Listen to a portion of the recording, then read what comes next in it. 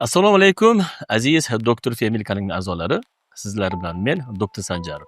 Azizlar, sizlar bilan biz vitamin D to'g'risida eng kerakli ma'lumotlar to'g'risida gaplashamiz.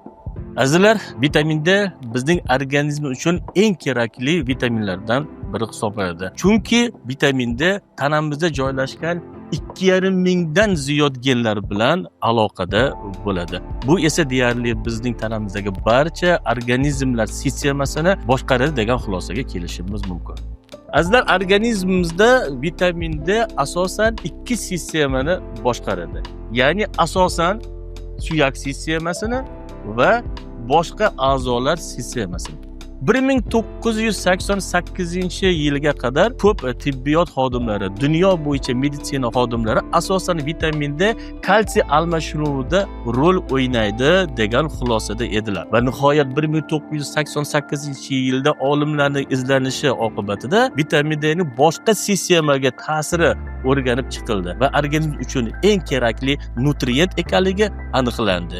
Ya'ni vitamin D bizning tanamizdagi immunitet sistemasini, prostata bezi faoliyati, shuningdek boshqa endokrinologik bezlarini faoliyatini, teri, mushak sistemasini, ichak sistemasi va bosh miya faoliyatini nazorat qilishda muhim ahamiyatga ega ekanligi isbotlandi. Demak, azizlar, vitamin D organizmning boshqaruvining birinchi sistemasi to'g'risida gaplashib o'tamiz. Birinchi sistema biz yuqorida aytib o'tdik, asosan organizmdagi kalsiy almashinuvi, ya'ni suyaklarning mustahkamlarini ta'minlash sistemasida muhim ahamiyatga ega. Xo'sh, vitamin D qanday hosil bo'ladi va suyaklarda qanday to'planadi? Vitamin D asosan bizning tanamizga quyosh energiyasi, ya'ni quyosh nuridagi ultrabinafsha nurlar orqali teri ostida joylashgan yog' kletchatkasida sintez bo'ladi va erkin vitamin D jigarlarda to'planadi. Afsuski, jigarda bu vitamin D bir sutka mobaynida parchalanib ketish xususiyatiga ega. Shuning uchun jigarda vitamin D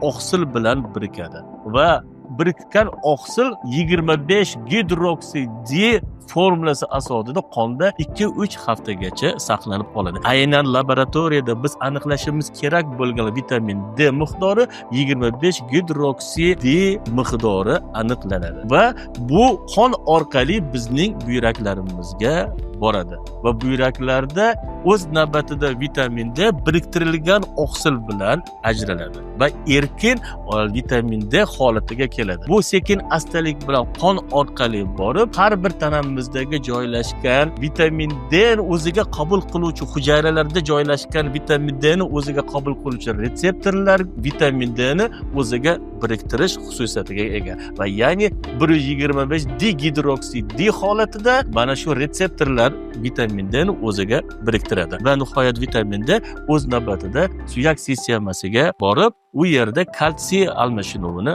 nazorat qiladi. Va mana shu sistema biz yuqorida ko'rib o'tdik, kalsiy almashinuvida katta ahamiyatga ega. Biz yuqorida ko'rsatib o'tgan sxemada afsuski mana shu vitamin D ning miqdori juda ko'p ajralib ketish xususiyatiga ega. Tajribalarga asoslangan holatda biz shuni aytib o'tishimiz joizki, organizmda kalsiy almashinuvi normal holatda bo'lishi uchun qondagi vitamin D miqdori 600-800 единица, bu eng kam miqdori yoki 25-30 nanogram millilitr miqdorida bizda kalsiy almashinuvi normal holatda bo'lishi deb ta'kidlanadi. Azizlar, biz hozir sizlarga tushuntirib bergan sxemamiz bu organizmda kalsiy almashinuvi to'g'risida bo'lgan birinchi sistema sxemasi edi. Endi sizlarga organizmning boshqa sistemalarini boshqaruvida ishtirok etadigan vitamin D sistemasi to'g'risida gaplashib o'tamiz. Vitamin D asosan kalsiyga bog'liq bo'lmagan sistemalarni boshqarish, ya'ni biz yuqorida aytib o'tdik, immunitet sistemasi, prostata bezi va boshqa endokrinologik bezlar faoliyati, teri va mushak sistemasi, ichak va bosh miya sistemalarini boshqarish xususiyatiga ega. Va buning uchun bizga asosan vitamin D kerak bo'ladi. Bu vitamin D bu sistemalarni boshqarish uchun qayerdan olinadi va albatta bu vitamin D biz iste'mol qilayotgan oziq-ovqat va qo'shimcha tabiiy mahsulotlardan biz olishimiz mumkin. Biroq shuni ta'kidlab o'tishimiz joizki, bu sistemani boshqarish uchun deyarli tanamizga biz iste'mol qilayotgan oziq-ovqat mahsulotlari va qon orqali kelayotgan vitamin D ning miqdori atigi 0,1% yetib keladi xolos. Bunga bizning tanamizda sodir bo'layotgan har xil kasalliklar, shuningdek tashqi muhit katta ahamiyatga ega bo'ladi. Xo'sh, vitaminda organizmdagi bu sistemalarni boshqarish uchun qanday kasalliklar to'sqinlik qilishi mumkin? Birinchi, buyrak va jigar xastaliklari. Shuningdek, bemorda kechayotgan homiladorlik holati. Ikkinchisi, ayollarda kechayotgan homiladorlik holati. Shuningdek, homiladorlikni oldini olayotgan preparatlarni iste'mol qilayotgan bo'lsa va shuningdek, bemorlarda kechayotgan o'sma kasalliklari va har xil virus kasalliklari bilan kasallangan bo'lsa, agar bemor qandli diabetning 2-tipi bilan kasallangan bo'lsa va bemorda semirish alomatlari kechayotgan bo'lsa va har xil gormonal terapiya olayotgan bo'lsa, vitamin D preparatini bu sistemalarni boshqarish uchun kerakli miqdorda qon orqali yetib bormasligi mumkin. Azizlar, tanamizdagi bu sistemalarni boshqarish uchun kerakli bo'ladigan vitamin D ga to'sqinlik qilayotgan bu kasalliklardan tashqari biz ko'rsatib o'tayotgan omillar ham salbiy ta'sir ko'rsatadi. Xo'sh, bu omillar qanday omillar? Birinchi omil bu havoning ifloslanishi. Albatta, agar ekologik jihatdan havo ifloslangan bo'lsa, bu iflos havo orqali quyoshning ultrabinafsha nurlari tanamizga o'tishi va tanada vitamin D sintez bo'lishi ancha qiyinlashadi. Va navbatdagisi, biz agar quyoshdan saqlanish har xil mayz va kremlarni ishlatadigan bo'lsa, albatta biz qayergadir dam olishga borish bo'ladigan bo'lsa yoki cho'milishga boriladigan bo'lsa, ko'pchilik quyoshdan saqlovchi kremlardan foydalanish. Aynan mana shu kremlar ultrabinafsha nurlarni teri osti yog' kletchatkasiga o'tishiga to'sqinlik qiladi va natijada vitamin D sinteziga bu narsa albatta salbiy ta'sir ko'rsatadi. Navbatdagisi bu ichaklarimizda kechayotgan har xil kasalliklar, yog'lanish kasalliklari. Biz yuqorida aytib o'tdik, oziq-ovqat mahsulotlari orqali vitamin D ichaklar orqali, ingichka va yo'g'on ichaklar orqali qonga so'riladi. Navbatdagi omil bu qondagi magniy tanqisligi. Magniy elementi bu vitamin D bilan o'zaro mutanosib faoliyat ko'rsatadi. Ya'ni magniy elementi vitamin D faoliyatini kuchaytirib beradi va vitamin D esa o'z navbatida magniy faoliyatini kuchaytirib beradi. Navbatdagi omil bu irsiyat. Albatta bu vitamin D tanqisligi irsiyatga ham bog'liq bo'ladi va albatta terining rangiga bog'liq. Navbatdagi omil bu odamning terisi. Bizga ma'lumki, Afrika davlatlarida yashaydigan qora tanli odamlarda terisi qora rangda bo'ladi. Yevropada esa bu oq tanda teri hisoblanadi. Qora tanli odamlarda oq tanli odamlarga nisbatan vitamin D sintezi nisbatan sust bo'ladi. Navbatdagi omil bu geografik kenglik va balandlik. Bir narsaga e'tibor berishimiz kerak, agar odam yashayotgan muhiti ekvatorga qanchalik yaqin bo'ladigan bo'lsa, mana shu joyda vitamin D sintezi yuqori bo'ladi. Ekvatordan qanchalik uzoqlashgan sari tanada vitamin D sintezi sekin-astalik bilan pasayib boradi. Shuningdek, geografik balandlik. Agar biz yashayotgan hududimiz dengiz sathidan qanchalik yuqori bo'ladigan bo'lsa, bu albatta biz quyoshga yaqin yashagan hisoblanadi va bu yerda vitamin D sintezi yaxshi sodir bo'ladi. Dengiz sathiga yaqinlashgan sari esa vitamin D sintezi nisbatan susayib boradi. Navbatdagi omillardan biri bu semizlik. Inson tanasida qanchalik semizlik bo'ladigan bo'lsa, bu albatta teri ostida yog' kletchatkasi yuqori rivojlangan bo'ladi. Bundan biz shuni xulosa qilishimiz kerakki, vitamin D asosan teri osti yog' kletchatkasida xolesterindan sintez bo'ladi. Bu teri osti kletchatkasida qanchalik yuqori bo'ladigan bo'lsa, bu teri orqali qonga o'tib ketishi shunchalik qiyin bo'ladi. Navbatdagi omillardan biri bu mavsumiy o'zgarishlar. Vitamin D sintezi asosan yozning issiq kunlarida ko'p sintez bo'ladi. Navbatdagi omil bu bemorning yoshi. Bemorning yoshi qanchalik yosh va o'spirin yoshida bo'ladigan bo'lsa, tanada vitamin D sintezi shuncha tez va ko'p bo'ladi. Yosh o'tgan sari va qari bemorlarda vitamin D sintezi pasaygan bo'ladi. Navbatdagi omil bu tanada kechayotgan insulin rezistentlik. Ya'ni bizga ma'lumki, vitamin D asosan oshqozon osti bezida joylashgan beta hujayralarni nazorat qiladi va boshqarish xususiyatiga ega. Ya'ni insulinni boshqarish xususiyatiga ega. Agar tanada insulinga rezistentlik bo'ladigan bo'lsa, bu vitamin D sinteziga to'sqinlik paydo bo'ladi. Shuningdek, navbatdagi bu omillardan biri bu qonda xolesterin miqdorining pasayib ketishi. Qaysi holatda xolesterin miqdori pasayib ketishi mumkin? Masalan, gipertonik bemorlarga biz statin preparatlarini ko'p tavsiya etadigan bo'lsak yoki uzoq muddat tavsiya etadigan bo'lsak, qonda xolesterin miqdori pasayib ketadi. Bu xolesterin esa o'z navbatida vitamin D ni sinteziga yordam beradigan modda hisoblanadi. Demak, bundan ko'rinib turibdiki, agar qonda xolesterin miqdori pasayib ketadigan bo'lsa, vitamin D ning miqdori ham o'z navbatida pasayib ketadi. Navbatdagi omillardan biri esa bu o't tufagining yo'qligi. Bizga ma'lumki, o't tufagining asosiy funksiyasi bu ovqat hazm qilishda va xolesterinni hazm qilishda muhim ahamiyatga ega bo'ladi. Agar albatta bemorda o't tufagi yo'q bo'ladigan bo'lsa, bu vitamin D preparati yog'da eruvchi preparat bo'lganligi uchun organizmga tingib o'tishi ancha mushkullashadi. Mana azizlar, sizlar bilan biz vitamin D ning ikkita sistemasi to'g'risida, ya'ni suyakdagi kalsiy almashuvi asosiy sistemasi to'g'risida va organizmdagi boshqa sistemalarni boshqarishdagi asosiy vazifalar to'g'risida va vitamin D ning sinteziga, vitamin D ning organizmda hosil bo'lishiga salbiy ta'sir qiladigan kasalliklar va omillar to'g'risida qisqa gapirib o'tdik.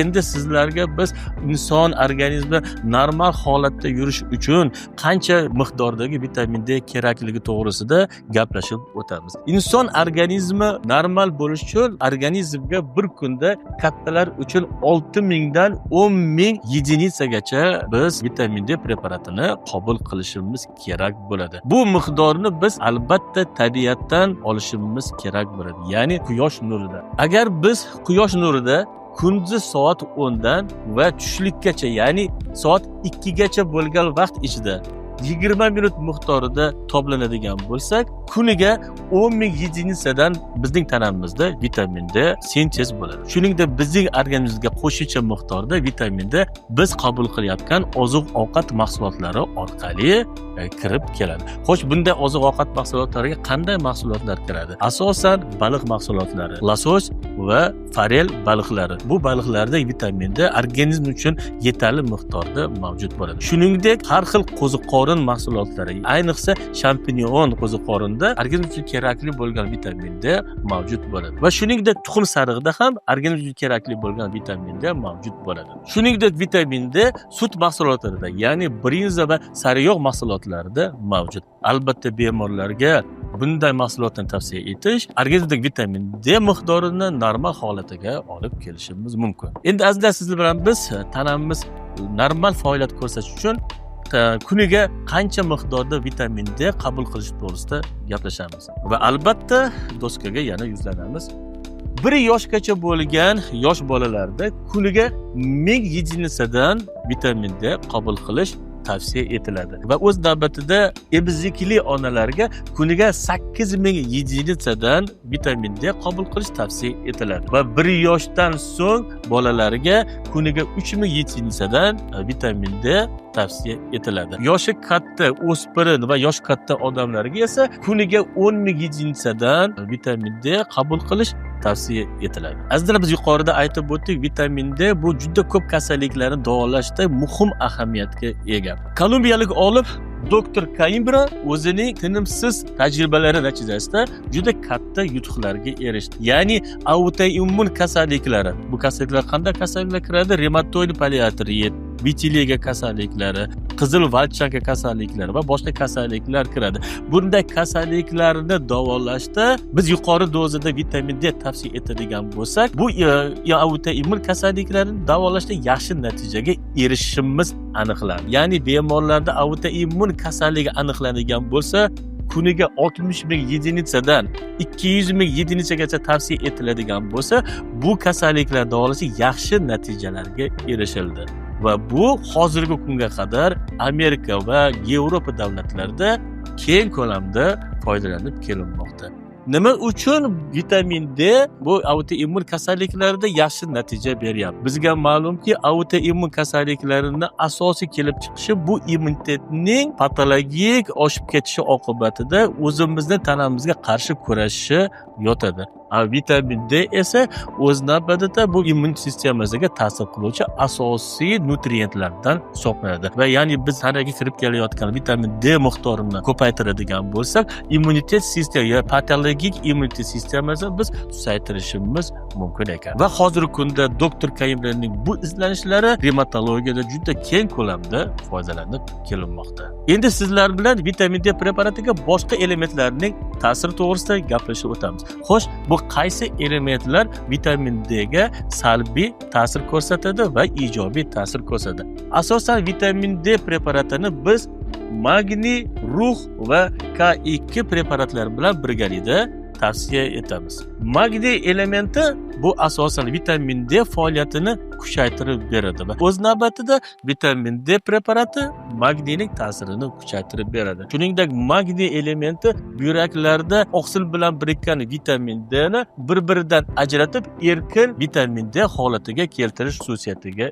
ega. Magniyning yana bir xususiyati bu buyraklarda kalsiy toshlarining hosil bo'lishini oldini oladi. Navbatdagi modda bu sink, ya'ni rux moddasi. Rux moddasining asosiy vazifalaridan biri bu quyosh nuri teriga ta'sir qilayotgan paytda xolesterindan vitamin D sintezida sink ta'siri ostida vitamin D sintez bo'ladi. Bu asosiy vazifalardan biri. Va navbatdagi eng asosiy vazifalardan biri bu rux organizmda immunitet sistemasini nazorat qilish va immunitet sistemasini boshqarishda katta ahamiyatga ega. Keyingi rux moddasining asosiy vazifasi bu hujayradagi vitamin D ni o'ziga biriktirgan holatda qon orqali suyak to'qimalariga olib borish funksiyasini bajaradi. Navbatdagi vitaminlardan biri bu K2 vitamin. Vitamin D asosan kalsiy elementlarini ichak orqali so'rilishiga katta yordam beradi. K2 vitamini esa o'z navbatida kalsiyni biriktirgan holatda, K2 vitamini esa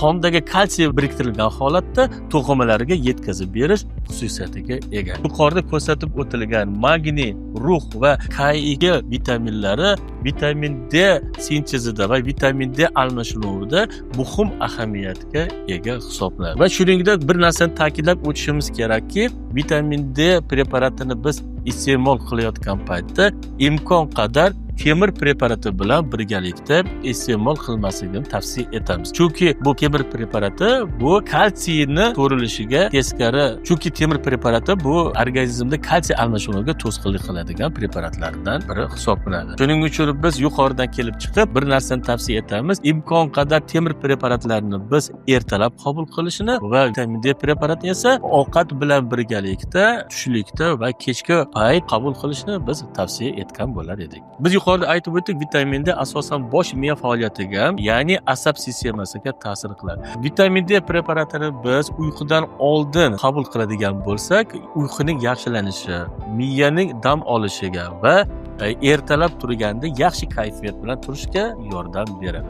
Mana azizlar, sizlarga biz bugun vitamin D to'g'risida eng kerakli bo'lgan ma'lumotlarni va eng sara ma'lumotlarni yetkazishga harakat qildik. Agar sizlarni aynan mana shu vitamin to'g'risida qiziqtirayotgan savollaringiz bo'ladigan bo'lsa, albatta kommentariyalar orqali bizga murojaat qilishingiz mumkin va biz sizlarga qo'limizdan kelganicha batafsil savollaringizga javob berishga harakat qilamiz. Sizlar bilan men Doktor Family klinikasining bosh shifokori Bahodirjon Sanjarov. Salomat bo'linglar.